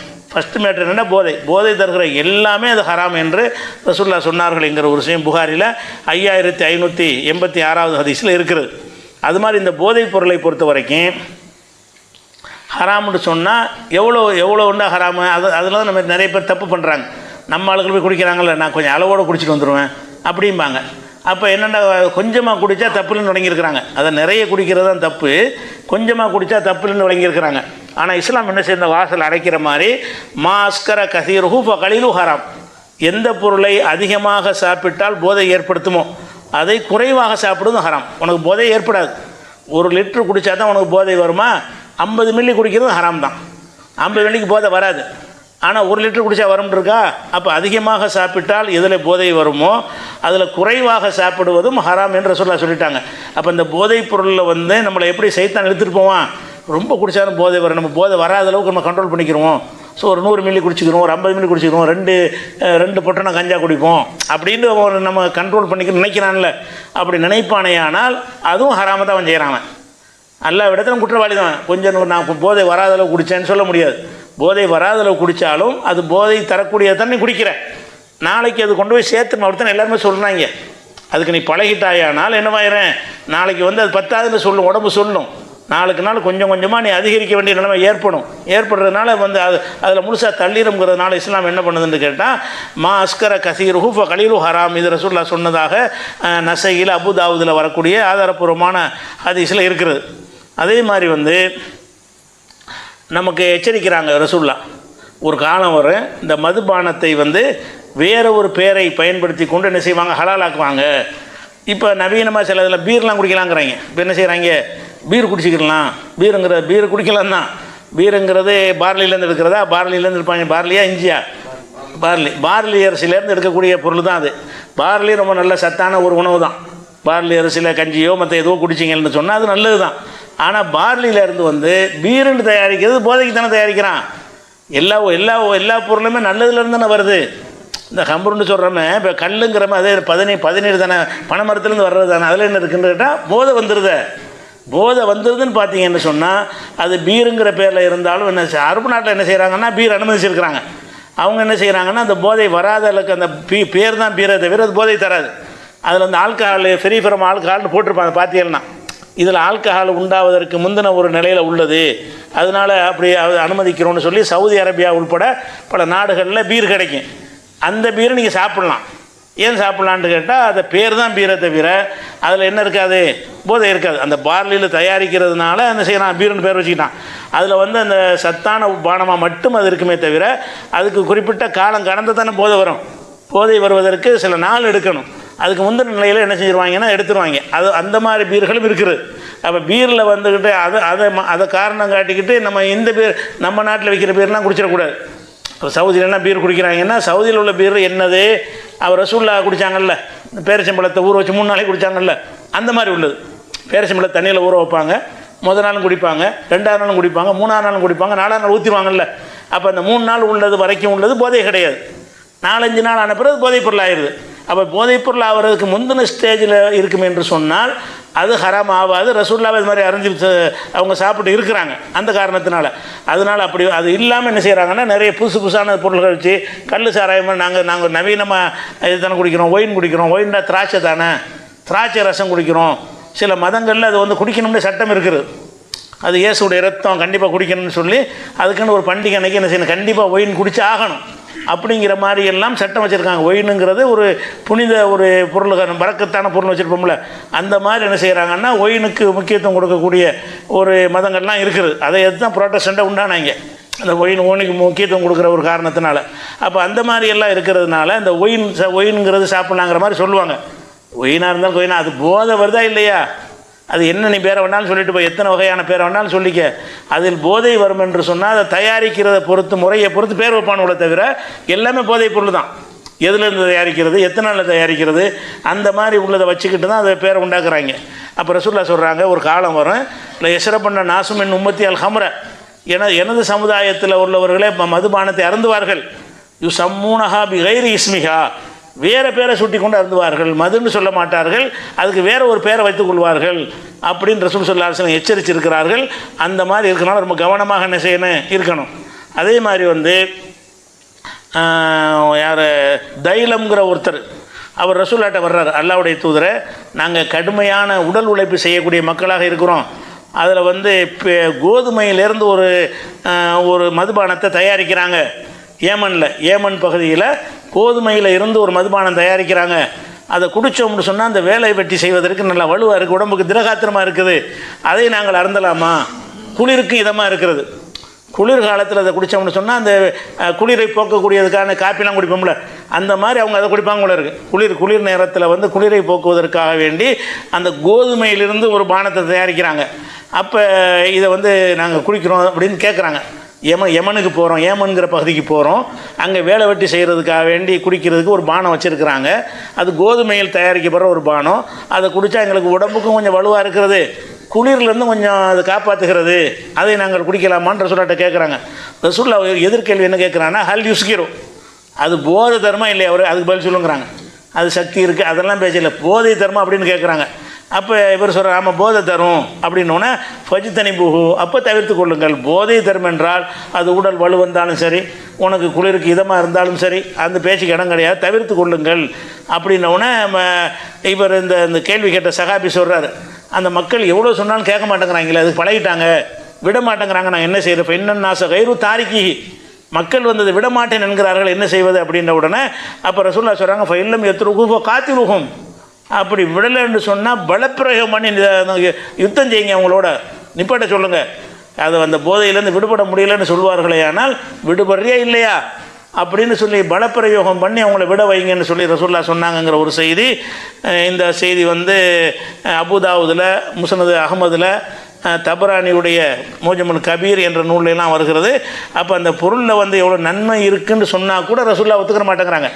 நாங்கள் வேலை வெட்டி செய்கிற பலவீனமாக இருக்கிறது சாப்பிட்டா கொஞ்சம் டானிக் சாப்பிட்ட மாதிரி இருக்குது அப்படிங்கிற போதை தர்மம், ஆமாம் போதை தர்மம் விட்டுரு அப்படின்னு ரசூல்லா சொன்ன செய்தியை பார்க்குறோம். அப்போ இந்த மாதிரியான ஒரு விஷயம் இருக்கிறது. அதே மாதிரி ரசூல்லா சொன்னாங்க, கியாமத்து நாளுக்கு போல் அடையாளங்கள் சொன்னாங்க, பெரிய அடையாளங்கள், சின்ன அடையாளங்கள். பெரிய அடையாளங்கள் ஒன்றுமே இப்போ வரல, சின்ன சின்ன அடையாளங்கள் அவங்க சொன்ன விஷயங்கள்லாம் வந்திருக்கு. அதில் ஒரு அடையாளம் என்ன செஞ்சாங்கன்னு கேட்டால், ஓ துஷ்ரபல் ஹம்ரு, மதுபானத்தை பரவலாக அருந்துவது கியாமத் அடையாளம். மதுபானத்தை அந்த காலத்தில் எல்லோரும் அருந்த மாட்டாங்க, குடிகாரன்னு சில பேர் இருப்பாங்க, நம்மளாம் சின்ன பிள்ளைகள் பார்த்துருக்கோம். குடிகாரர்கள்னு சில பேரை தான் சொல்லுவாங்களே தவிர குடிகாரன்னு சொல்கிற கேவலமான ஒரு சொல்லாக இருக்கும். நாங்கள்லாம் சிறுவர்களாக இருந்த காலத்தில் குடிகாரன்னு சில ஆட்களை தான் சொல்லுவாங்க. அப்போ மக்கள் பூரா அந்த குடியை வெறுத்துக்கூடியவர்களாக இருந்தார்கள். இப்போ என்ன, சகஜமாக வீட்டுக்கு பக்கத்தில் ஒன்று டாஸ்மாக் வச்சிடறாங்க, பள்ளிக்கூடத்துக்கு பக்கத்தில் வச்சிடறாங்க, பள்ளிவாசல் பக்கத்தில் வைக்கிறாங்க, கோயிலுக்கு பக்கத்தில் வைக்கிறாங்க, எங்கே வேணாலும் கிடைக்கிற அளவுக்கு வச்சிடுறாங்க. அப்போ குடிக்காதவங்க கூட என்ன செய்யறான், ஒரு கட்டத்தில் போய் அதை வாங்கி குடிக்கிற அளவுக்கு ஆளாயிடுறான். அப்போ துஷ்ரபல் ஹம்ரு, மதுபானங்கள் அதிகமாக அருந்தப்படுவதும் கியாமனாவுடைய அடையாளம்ன்ற சொன்னாங்க. இது புகாரில் 5577 ஹதீஸாக இருக்கிறது. அப்போ இதெல்லாம் எச்சரிக்கையாக கொண்டு என்ன செய்யணும்னு கேட்டால், நம்ம அந்த மதுபானத்திலிருந்து தூரமாக தொலைவாக இருந்து கொள்ள வேண்டும். இது முக்கியமாக அறிந்து கொள்ள வேண்டிய விஷயம். அடுத்ததாக இந்த ரசூலுல்லாஹ்வுடைய காலத்தில் இந்த மதுவை ஹராமாக்கி, எல்லாம் ஹராமாக்குனான்ல, ஹராமாக்கும் போது அவங்கள்ட்ட இந்த மாதிரி மது தானே வச்சுருந்தாங்க. அதாவது பேரிச்சை, திராட்சை, தேன், இதிலேருந்து தயாரிக்கக்கூடிய மது தான் அந்த மக்கள்கிட்ட இருந்துச்சு. இந்த மதுவை ஹராம்னு சொன்ன உடனே அந்த மக்களை தான் ஈமானுக்கு அளவுகோல். நமக்கு இந்த மது 1000 தடவை கேட்டாலும் எப்படி வரணும், பன்றினோன்னு வெறுக்கிறமா இல்லையா? என்னத்தை சொன்னாலும் நீங்கள் பன்றியை சாப்பிடுவீங்களா? ஒரு முஸ்லீம் என்னத்தை சொன்னாலும் பன்றி பிரியாணி வச்சுருக்கேன் வாங்க, நல்லா இருக்குது, மந்தி பிரியாணி விட அழகாக இருக்கும்னு சொல்லி கூப்பிட்டா யாராவது சாப்பிடுவோமா? சாப்பிட மாட்டோம். அதை ஹராம்னு விளங்கி வெறுத்து வச்சுக்கிறோம்ல, அந்த அளவுக்கு வெறுக்கக்கூடியவர்களாக இருந்தார்களே. ஆனால் அந்த பழக்கம் இருந்தால் கூட இந்த செகண்டில் தூக்கி எறிஞ்சிடுவாங்க. இறையச்சம் இருந்தால் தூக்கிடுவாங்க. ஏன்னு கேட்டால் அந்த மக்கள் பரம்பரையாக குடிச்சு பழகுன ஆளுக்க, மக்காவில் இருந்தவரும் சரி, மதீனாவில் இருந்த ஆளுக்கும் சரி, முஹாஜிரும் சரி, அன்சாரும் சரி, அப்படி குடிச்சு பழகுன ஆளுக்க. அதில் அபூ தல்ஹாங்கிறவர் யாருன்னா, அனஸுடைய அவங்க தாயாருடைய கணவர் அபூ தல்ஹாங்கிற ரசூலுல்லாஹ்வுக்கு ரொம்ப நெருக்கமான ஒரு சஹாபி. மஸ்ஜித் நபவிக்கு எதிர்த்தாப்புல அவருடைய வீடெல்லாம் இருக்குல்ல, பெரிய தோட்டமெல்லாம் வச்சு வசதியான ஒரு ஆள். அவர் என்ன செய்கிறாருன்னா, வீட்டில் இருந்துக்கிட்டு இருக்கும்போது ரசூலுல்லாஹ் என்ன செய்கிறாங்கன்னா, மதுபான ஹராம்ங்கிற ஒரு விஷயத்தை ஒரு அறிவிப்பாளர் மூலமாக தெருவாக அறிவிக்க சொல்கிறாங்க. இன்று முதல் மதுபானம் ஹராமாகிவிட்டது, தடுக்கப்பட்டு விட்டதுன்னு சொல்லி அந்த தெருக்கள் பூரா என்ன செய்கிறாங்கன்னா, ஒரு தண்டோரப்பட்டினம் அறிவிப்போம்ல, அந்த மாதிரி ஒரு அறிவிப்பாளர் அனுப்பி என்ன செய்கிறாங்க சொல்கிறாங்க. இந்த வார்த்தையை கேட்டவுன்னு என்ன செய்கிறாருன்னு கேட்டால், அபூத்தல்ஹா வந்து அவர் பானையாக வச்சுருக்காரு, பேரலாக வச்சுருக்காரு மதுபானத்தை, வசதியான ஒரு ஆள், ஊற்றி ஊற்றி குடிச்சிட்டே இருப்பார் போல இருக்குது. அப்போ அபூத்தல்ஹா என்ன செய்வாங்கன்னா, அனசை கூப்பிட்டு, அனசை அறிவிப்பு வந்துருச்சு, எல்லாம் ஹராமாக்கிட்டான், அப்படி எல்லாத்தையும் கொண்டு ஊற்றிட்டு தெருவில் ஊற்றிருந்துட்டாங்க. அப்போ வந்து இவ்வளோ மதுபானங்களை வந்து ஒரு சேமித்து வச்சுருக்கிற ஒரு செல்வம் மாதிரி வச்சுக்கிட்டு இருக்கிறாரு, வசதியான ஒரு ஆள், அதை கொண்டு மதிப்பிடப்படுவார்கள். நம்ம வீட்டில் 4 பேரல் இருக்குது, 5 பேரல் இருக்குன்னா கொஞ்சம் ஸ்டேட்டஸ் கூட 4க்குன்னு அர்த்தம். அப்படியான ஒரு காலகட்டத்தில் ஒரு உத்தரவு தான் வருகிறது. அப்போ இவங்கெல்லாம் எத்தனை நாள் பழக்கம், பரம்பரையாக பழக்கம். இந்த மதுபானத்துக்கு அபூத்தல்ஹாவெல்லாம் பரம்பரையாக பழகி இருந்தார். ஒரு உத்தரவு தான், தூக்கி கொண்டு கொட்டிட்டு வான்ட்டார். அனசை கூப்பிட்றாரு, அனசை இதில் எதுவுமே இருக்கக்கூடாது, கொண்டு தெருவில் ஒட்டிட்டு வா. இது புகாரில் 5582 ஹதீஸில் இந்த ஒரு செய்தியை காட்டுறோம். அவர் ஊற்ற சொன்னார், கொண்டு ஊற்றிட்டாருங்கிற ஒரு செய்தி வருகிறது. அதே மாதிரி வந்து அதே அனசு தான் சொல்கிறாங்க, அபூத்தல்ஹாவுடைய வீட்டில் நான் இருக்கும் பொழுது எல்லாருக்கும் நான் தான் சாராயம் ஊற்றி கொடுத்துக்கிட்டு இருந்தேன், இந்த மதுபானத்தை ஊற்றி கொடுத்துக்கிட்டு இருந்தேன். அப்போ தான் அந்த ஹராமுங்கிற அறிவிப்பு வருகிறது. அவர் சொல்கிறார், நான் வந்து அந்த காலத்தில் மதுபானம் என்பது பேரிச்சம்பழங்கள்லேருந்து தயாரிக்கப்பட்ட மதுவாக தான் அங்கே இருந்துச்சு, அதை நான் தான் ஊற்றி கொடுத்துக்கிட்டு இருந்தேன். அப்போ தான் ஒரு அழைப்பாளர் வந்து குடித்து கொண்டு இருக்கும்போது இந்த ஆர்டர் வருதுங்க, எல்லாமே அந்த தண்ணி அடிச்சுக்கிட்டு இருக்கிறாங்க. அப்போ தான் மதுபானம் ஹராமுண்டு வருது. அந்த தண்ணி அடிக்கிற அந்த போதை நிலையில் இருந்து கூட என்ன செய்கிறாங்க, அல்லாஹ் ஹராம் ஆக்கிட்டானவன்னு அம்புட்டை ஊற்றிட்டு வந்துரு என்று கட்டளை இட்டார்கள். நான் உடனே போய் நினைஞ்சிட்டேன், அதை ஊற்றிட்டு வந்துட்டேன். மதீனாவில் அது 6ஆக ஓடியதுங்கிறார். அப்போ எவ்வளோ வச்சுருந்துருப்பான்னு பாருங்கள். மதீனாவில் வந்து ஜரத்து வி சிக்கைக்கில் மதீனாவுடைய வீதிகள் எல்லாம் ஓடுருந்துச்சு. அப்போ அம்புட்டு பேரலாக வச்சுருந்துருக்கார் அவர். ஊற்றிட்டு வான்னு பார்த்தா எங்கே பார்த்தாலும் மதுவாகவே இருக்குது, அதை கொண்டு கொட்டிட்டாங்க. இப்போ ஹராம்ன்ற ஒரு விஷயம் வந்துருச்சுன்னு சொன்னால் நம்ம வந்து மறுமையை நம்பக்கூடியவர்கள் என்ன செய்யணும், அதை நினச்சி கூட பார்க்கக்கூடாது. கல்யாணமாக இருந்தாலும் வேறு பார்ட்டியாக இருந்தாலும் எதுவாக இருந்தாலும் மதுங்கிற டாபிக் இருந்தால் என்ன செய்யணும், வெகு தொலைவுக்கு விலகிடணும். அப்படி விலகாமல் போய் ஒரு நட்புக்காக வேண்டி பழக்கத்துக்காக வேண்டி போனவர்கள் எல்லாம் அதில் விழுந்தார்கள் என்பதை பார்த்துடுறோம். நட்புக்காக போவாங்க, கூட்டாளி கூப்பிட்றாரு, நண்பர் கூப்பிட்றாரு, சொந்தக்காரன் கூப்பிட்றாங்க, கூப்பிடாட்டி போகாட்டி வருத்தப்படுவாங்கன்னு நினச்சி போகிறாங்கல்ல. இப்படி மது விருந்துகளில் கலந்து கொண்டவர்கள் எல்லாம் மது போதைக்கு அடிமையானவர்களாக போனது நிறைய பேரை கம்ப்ளீட் நம்ம இழந்துட்டோம். தௌஹீதில் இருந்து நிறைய பேர் நம்ம இழந்துட்டோம். மது அடிமையாக மாறிட்டாங்க. தௌஹீதில் இருந்தாங்க, ஒரு நட்புக்காக போகிறோம், ஃப்ரெண்ட்ஷிப்புக்காக போகிறோம், ஒரு சந்தோஷத்துக்கு போகிறோம்னு போனாங்க. கடைசியில் என்ன ஆச்சுன்னா அவன் மது தான் வாழ்க்கையாகிடுச்சு. அது எப்படி போக முடியுது? நீங்கள் அல்லாஹ் ஹராமாக்கின ஒரு விஷயத்தை வந்து செத்து போனதை சாப்பிட சொன்னால் சாப்பிட மாட்டேங்கிறீங்க. செத்த பன்றியை சாப்பிடுவீங்களா, செத்த ஆட்டை சாப்பிடுவீங்களா? பன்றியை சாப்பிட மாட்டேங்கிறீங்க. அப்போ இது மட்டும் எப்படி? அப்போ உங்களுக்கு இறையச்சத்துக்காக இல்லைன்னு வழங்குது. இறையச்சம் உள்ளவர்களாக இருந்தால் என்ன செய்யக்கூடாது, அதை நாடவே கூடாது. அது மாதிரி வந்து பெரிய பெரிய சஹாபா ஹம்சா பெரிய பெரிய சஹாபாக்கெல்லாம் பயங்கர முடாக்குடிகளாக இருந்திருக்கிறாங்க. பத்ரு போர்லாம் வந்து தண்ணி அடிச்சுக்கிட்டு தான் போய் போரே செஞ்சாங்க. அப்படி பழகுன ஒருத்தவங்க என்ன செய்கிறாங்கன்னா, மது ஹராமுண்டவுடனே அம்புட்டையும் கடாசி தூக்கி எரிஞ்சிட்டு அடுத்த நிமிஷம் மதுவிலிருந்து விடுபட்ட மக்களாக மாறிவிட்டார்கள்னு பார்க்குறோம். அப்போ இதெல்லாம் கேட்டுட்டு இந்த காலம் வாங்கி அந்த காலம் போகாமல் என்ன செய்யணும்னு கேட்டால், அந்த மதுவுடைய தாக்கம் நம்மள்கிட்ட இருக்கா, நமக்கு தெரிஞ்சவங்கள்ட்ட இருக்குதா, நம்ம பிள்ளைகள்ட்ட இருக்கா, நம்மகிட்ட வந்துருமா என்பதில் என்ன செய்யணும், கூடுதலாக நம்ம கவனம் செலுத்த வேண்டும் என்பதை நம்ம பார்த்துக்கிறோம். அடுத்ததாக வந்து அந்த இதுக்கு நான் ஆதாரம்னு சொல்லலை. என்ன ஆதாரம்னா, ரசூல் ஸல்லல்லாஹு அலைஹி வஸல்லம் அவர்கள் வந்து அந்த பேரிச்சம்பழத்தையும் அந்த திராட்சையும் தண்ணியில் ஊற வச்சு சாப்பிடுவாங்கன்னு இருக்குல்ல, அது போதை கிடையாது. நம்ம பழைய சோறு போதை கிடையாது. மற்ற பழைய சோறு சாப்பிட்ற போதையா, 4 நாளைக்கு பின்னாடி சாப்பிட்டா போதையாயிரும், அது ஹராமாயிரும். 1 நாள் 2 நாள் பழைய சோறு சாப்பிட்டீங்கன்னா அது ஆரோக்கியமானதாக போயிடும். அது அந்த அந்த அந்த போதை ஆகிறதுக்கு முந்தி உள்ள ஒரு ஸ்டேஜ், போதை அவருக்கு முந்தி உள்ள ஸ்டேஜில் ரசூலுல்லாஹ் என்ன செய்கிறாங்கன்னா, ஜாபிர் அறிவிக்கிறாங்க, கான யுன் தபதில் ரசூலுல்லாஹி ஸல்லல்லாஹு அலைஹி வஸல்லம், இதுக்கு பேர் நபீதுமாங்க அரபியில். நபீது என்று சொன்னால் அந்த பழங்களை தண்ணீரில் போட்டு தண்ணீருக்கு ருசி ஏற்றுவது. ருசி ஏற்றப்பட்ட தண்ணீர், சாதா தண்ணியில் வந்து குடிக்க நல்லா இருக்காது. கொஞ்சம் பேரிச்சம்பழத்தை போட்டு வச்சுட்டு அடுத்த நாள் குடித்து பார்த்தோம்னா லேசாக அதனுடைய இனிப்பு தன்மை இறங்கி குடிப்பதற்கு ஒரு மதுரமாக தெரியுமா, அந்த காலத்தில் அவங்களுக்கு தெரிஞ்சிருக்குது. அந்த மாதிரி அது ரசூலுல்லாஹ் இப்படி செய்யப்படுவாங்க. அதில் வந்து நானும் ஊற்றி கொடுப்பேன், ரசூலுல்லாஹ் அதை சாப்பிடுவாங்க அப்படின்னு ஜாபிர் அறிவிக்கக்கூடிய செய்தி முஸ்லீமில் இருக்கிறது. அதே மாதிரி வந்து ரசூலுல்லாஹ்வுக்கு வந்து என்ன செய்வாங்கன்னா, இரவு நேரத்தில் இந்த நபீது தயாரிப்பாங்க. நபீதுன்னா அந்த தண்ணியில் பேரிச்சம்பழத்தை போட்டு வைப்பாங்க. அன்றைய சுபுகானவன்னு என்ன செய்வாங்க, சாப்பிடுவாங்க. ராத்திரிக்கு ஊற வச்சதை என்ன செய்வாங்க, காலையில் சாப்பிடுவாங்க.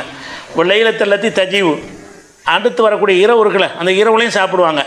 வல்கதை, மறுநாளும் சாப்பிடுவாங்க. ஒரு லைலத்தில் உஹ்ரா அடுத்த ஒரு இரவுலையும் சாப்பிடுவாங்க. அப்புறம் ஒமினல் கதி இல்லை அசரி, அப்புறம் மறுநாள் அசர் வரைக்கும் சாப்பிடுவாங்க. 3வது நாள் அசர் வரைக்கும் சாப்பிடுவாங்க. ஃபைதா பக்கே செய்யும், அதுக்கு மேலே இதை மிச்சமாக இருந்தால் ஒரு பானையில் ஊற்றி வச்சுருப்பாங்க. 3 நாள் எல்லாத்தையும் குடிச்சு முடிச்சிட மாட்டாங்கல்ல. முதல் நாள் அதை குடிப்பாங்க, லைட்டு இனிப்பாக இருக்கும். 2வது நாள் குடிப்பாங்க, கொஞ்சம் இனிப்பு தூக்கலாக இருக்கும். 3வது நாள் இதை குடிப்பாங்க, இன்னும் கொஞ்சம் இனிப்பு தூக்கலாக இருக்கும். அந்த பேரிச்சம்பழத்தினுடைய அது இனிப்பு கரைந்து சுவையாக இருக்கும். 3வது நாள் ஆனவுடன் என்ன செய்வாங்கன்னு கேட்டால், அவங்களுடைய ஊழியரை கூப்பிட்டு இதை நீ சாப்பிட்டுக்கப்பா என்று சொல்லிடுவாங்க, அல்லது ஊற்ற சொல்லிடுவாங்க. அப்போ 3 நாள் வரைக்கும் அவங்க சாப்பிட்ருக்குறாங்க. 3 நாள் கழித்த பிறகு 4வது நாளைக்கு ஊழியரை சாப்பிட சொல்கிறாங்க. ரசூலுல்லாஹ்க்கு அந்த ஒரு டவுட்டுனால தவிர்த்து கொண்டுடுறாங்க. அதே நேரத்தில் ஊழியருக்கு கொடுக்க விரும்பாட்டி என்ன செய்வாங்கன்னா ஊற்றிடுவாங்கன்னு வருது. ஆனால் 4வது நாளைக்கு மேலே யூஸ் பண்ணவே முடியாது. அந்த நபீதுடைய எல்லை எவ்வளோன்னா 3 நாளைக்கு ரசூலுல்லாஹ் குடிச்சிருக்கிறாங்க. அடுத்த நாளைக்கு ஊழியருக்கு இந்த நீ குடிச்சிட்டு போப்பா, அவர் ரொம்ப ஜாஸ்தி இனிப்பு ஆயிரும், அதனால் ஒரு புளிப்பு வந்துடும்னு வேணான்னு இருப்பாங்க. ஆனால் 4 நாளைக்கு பிறகு என்ன ஆயிரும்னு கேட்டால் அது பதுவில் சேர்ந்துடும். அந்த ஹம்ருங்கிற வகையில் அது சேர்ந்துடும். அதுக்குரிய ஆதாரம் முஸ்லீமில் இருக்கக்கூடிய ஒரு ஹதீஸில் இருக்கிறது. அதே மாதிரி இந்த திங்கக்கிழமையை போட்டு சொல்கிறாங்க. இப்னு அப்பாஸ் சொல்கிறாங்க, ரசூல் ஸல்லல்லாஹு அலைஹி வஸல்லம் அவருக்கு திங்கக்கிழமை ராத்திரி அவங்களுக்கு நபீது தயாரிப்போம். திங்கக்கிழமை ராத்திரிக்கு நபீது தயாரிப்போம். அது தயாரித்ததை இப்போ யஷ்ரபு யௌமுல் இஸ்னைனி, திங்கக்கிழமை காலையிலையும் குடிப்பாங்க. ஒரு சுனசாயி செவ்வாய்க்கிழமையும் குடிப்பாங்க, இல்லை அசர் வரையும் குடிப்பாங்க. 2 நாள் தான் வருது இதில். ஃபைன் ஃபதுல செய்யும், அதுக்கு மேலே ஏதாவது மீதமாக இருந்தால் ஷகாவுல் ஹாதிம், ஊழியருக்கு அதை கொடுத்துருவாங்க. சப்பகு அல்லது கொண்டு ஊற்றிடுவாங்க. அப்போ அந்த நபீதுங்கிற வகையில் அந்த பொருள்களை எந்த உணவுப் பொருளையுமே மதுவாக ஆவதற்கு முந்தின ஒரு ஸ்டேஜ் 2 நாள் 3 நாள் தான். எல்லா உணவும் நீங்கள் இப்போ செய்யலாம். திராட்சை அது மாதிரி செஞ்சுக்கிடலாம், பேரிச்சம்பழத்தை செய்யலாம், அரிசி கஞ்சி எப்படி செய்யலாம், பார்லி கஞ்சியை செய்யலாம். அடுத்த நாள் லேசாக போதை வரும். அதில் லேசாக போதை வருவதற்கு முந்தின ஒரு ஸ்டேஜ் தான். ஆனால் அது போதை ஆகலை. மார்க் அது போதைன்னு கணக்கில் எடுத்துக்கொள்ளலை. அந்த மாதிரி இருக்கலாமான்னு கேட்டால் அது ரசூலுல்லாஹ் சாப்பிட்ருக்காங்க. திங்கட்கிழமை நைட்டு ஊற வைப்போம், திங்கக்கிழமையும் சாப்பிடுவாங்க, செவ்வாய்க்கிழமையும் சாப்பிடுவாங்க, புதன்கிழமைக்கு சாப்பிட மாட்டாங்க, புதனும் சாப்பிடுவாங்க, வியாழன் சாப்பிட மாட்டாங்கன்னு 2 விதமான அறிவிப்பு. 3 நாள் அது 4 நாள் தான் அதிகபட்சம் வந்திருக்குது. அதை பார்க்குறோம். அதே நேரத்தில் இந்த நபீது தயாரிக்கிறதுக்கு கூட என்ன செய்கிறாங்கன்னு கேட்டால் சில கண்டிஷனை போடுறாங்க. ஒரு பொருளை தான் கொண்டு தயாரிக்கணும். நபீதுன்னு சொன்னால் கொஞ்சம் பேரிச்சம்பழம், கொஞ்சம் திராட்சை, கொஞ்சம் கிஸ்மிஸு, கொஞ்சம் தேனை எல்லாம் ஊற்றி அப்படி செய்யக்கூடாது. நீங்கள் நபீதுன்னு வேணும்னா பேரிச்சம்பழம் மட்டும் போட்டால் பேரிச்சம்பழம் மட்டும் போடுங்க, அல்லது திராட்சைனா திராட்சை மட்டும் போடுங்க. 2-3 கலந்து போட்டிங்கன்னு சொன்னால் அது குயிக்காக ஆயிரும்னு நினைக்கிறேன். காரணம் ரசூலுல்லாஹ் சொல்லலை. ஆனால் ரசூலுல்லாஹ் என்ன சொல்லியிருக்கிறாங்கன்னு கேட்டால், நீங்கள் நபீது தயாரிச்சிங்கன்னா ஃபல் யஷ்ரபுஹு ஜபீபன் ஃபர்தன், தனி திராட்சையை மட்டும் போடுங்க. தம்ரன் ஃபர்தன், தனி பேரிச்சம்பழத்தை போடுங்க.